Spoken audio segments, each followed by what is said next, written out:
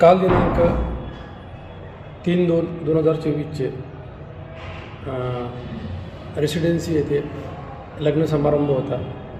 सदर ठिकाणी नववधू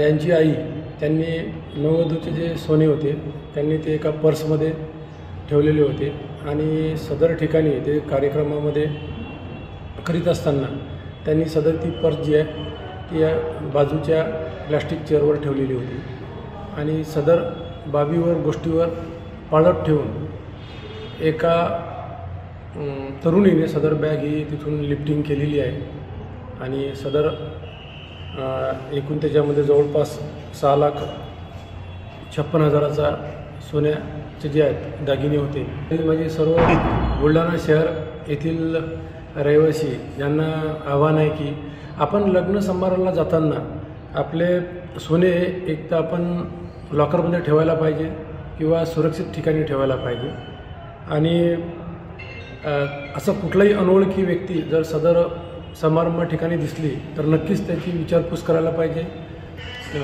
मंगल कार्यालयाच्या व्यवस्थापनाकडे विचारपूस करायला पाहिजे जेणेकरून सदर अशी घटना होणार नाही आणि आनंदाच्या क्षणाला असं अचानक जे आहे ते दुःख येणार नाही। सदर याच्यात आम्ही API रुपणार जे आहेत त्यांच्याकडे तपास दिलेला आहे।